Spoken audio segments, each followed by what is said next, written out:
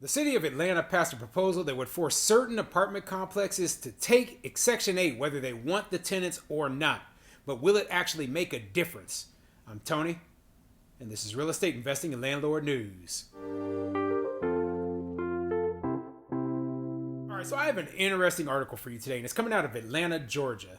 Obviously, the housing costs all over the country have just shot up, and people are trying to come up with solutions to try to make housing more affordable for those lower income tenants. And a lot of the proposals they're throwing out there involve forcing landlords to accept Section 8 tenants, right?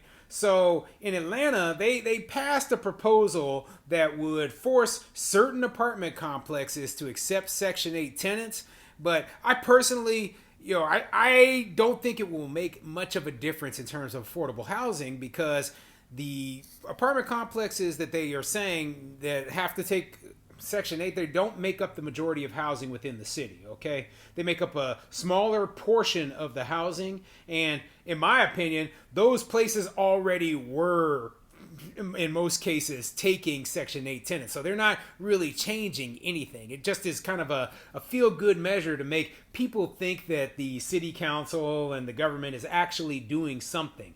Now, Atlanta and Georgia in general, for as far as I know, are known to be more landlord-friendly places, right? So this is not a place where you have very strong tenant protections, where landlords don't have the same property rights as the rest of the country. But as you can see, it's a slippery slope. Okay, and when you see laws and proposals like this, they start off, these few landlords or these few apartment complexes over here are the only ones that have to comply. Next thing you know, they've got all landlords forced to take Section 8. I mean, that's what happens, okay? You start off small and then you slowly build your way up, and next thing you know, the mom and pop landlord who owns one single family house has to take in a Section 8 tenant when they don't want to. So yeah, it's a bad situation. Now, I don't feel sorry for the landlords in this article, but I'll get into that a little bit later. So before I get into the article, go ahead, hit the like and subscribe button, and maybe leave a comment down below. Let me know what you think, okay? Let me know if you would personally, mind if you had to take Section 8 tenants into your apartments or your rental housing, okay? I don't have to take Section 8 into mine, but I have 2 Section 8 tenants, okay, out of my 16 units that I own.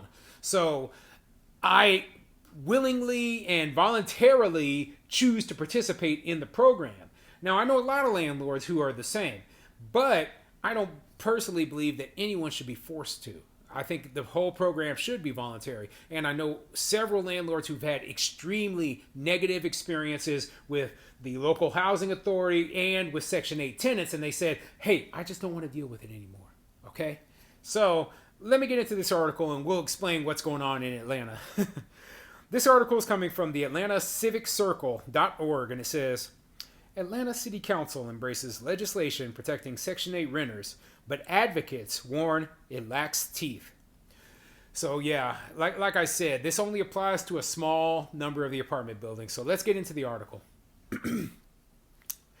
The Atlanta City Council approved a proposal requiring publicly subsidized rental complexes to accept Section 8 vouchers on Monday.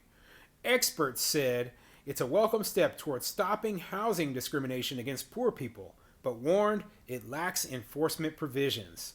The non-binding resolution calls on local government agencies to include caveats in financing deals with developers that require any beneficiaries of tax breaks or other public subsidies to accept Section 8 housing vouchers for rent payments. So yeah, like I said, this doesn't apply to all landlords. If you accept a government subsidy, right, or a tax break, then you're going to be required to accept Section 8 tenants. Now, what this may cause, and keep in mind, this is for developers, right? This may cause developers to say, hey, I'm just not going to build within the city of Atlanta. The Atlanta metro area is huge, okay? It is much, much larger than the city itself. So there's, multiple smaller municipalities completely surrounding the city. And I wouldn't be surprised if some developers said, hey, if I can't build with the subsidies I want and operate my business in the way that I want to, then I'm just not even going to play your game, and I'm going to move, to an area where I can do the things that I want.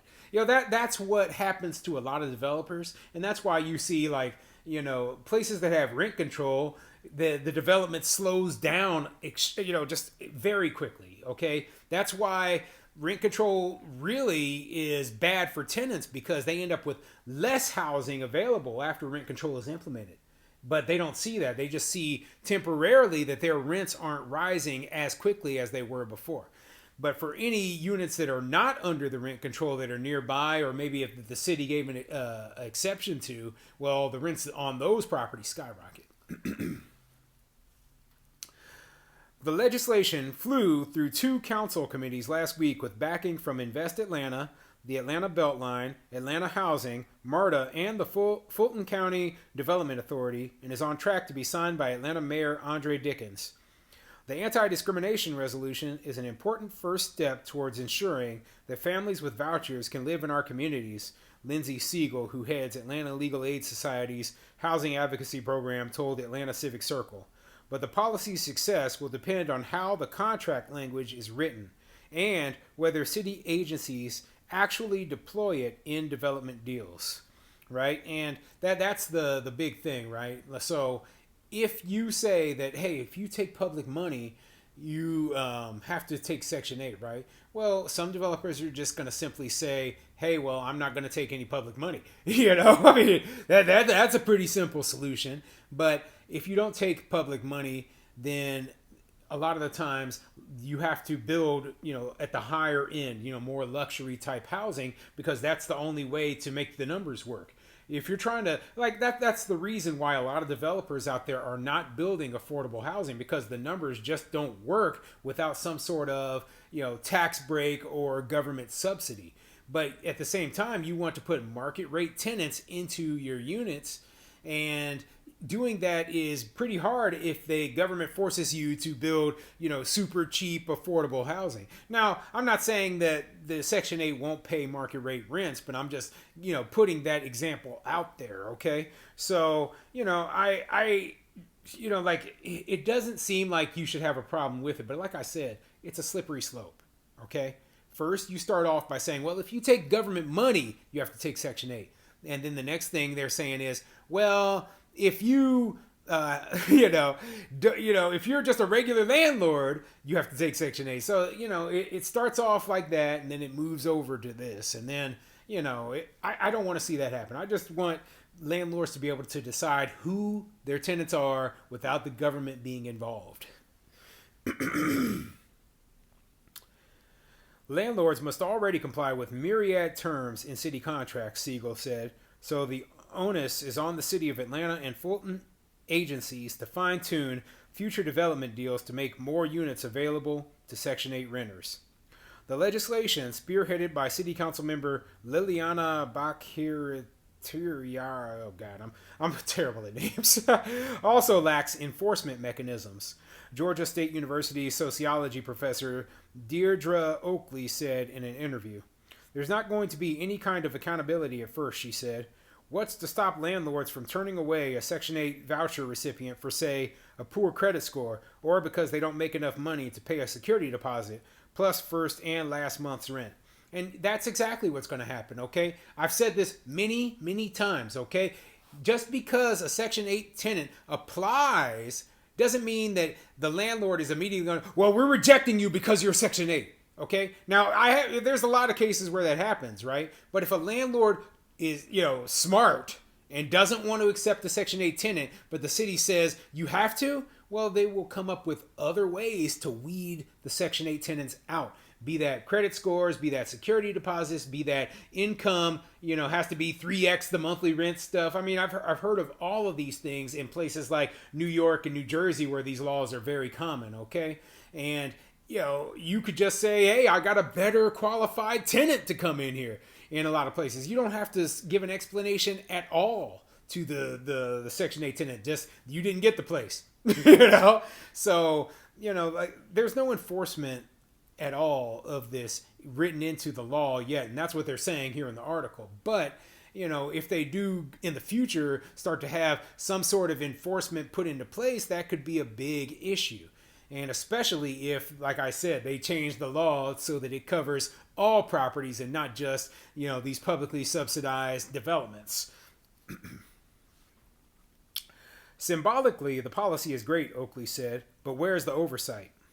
For Atlanta subsidized landlords who flout the resolution and continue to discriminate against Section 8 voucher holders, GSU Urban Studies professor Dan Immergluck suggested harsh penalties, including clawbacks of the benefits they receive. This is essentially a fine that would be proportional to the size of the subsidy, he said. Eliminating recipients from future subsidy is also good, though a bit trickier to enforce, as firms can create affiliate entities. Yeah, clawbacks, bad idea, okay? Especially for, one-time, mistakes that, like, if you hire a property manager, your property manager, might not know the rules that you're trying to comply with and rejects a Section 8 tenant. Now they're going to claw back, millions of dollars worth of subsidies. No, that's not cool. Okay. I don't even like the idea of fines, but I don't like this law at all. So what could I say? But anyway, I just wanted to bring this news to you. If you're a landlord anywhere throughout the country, look out for this sort of law. Okay, they're trying to pass this law in places that are not on the traditional, east and west coast, but in the more interior parts of the country. And it's bad news. It's bad news for landlords if you are not allowed to accept or reject the tenants and only put the people in your property that you want to rent the property to.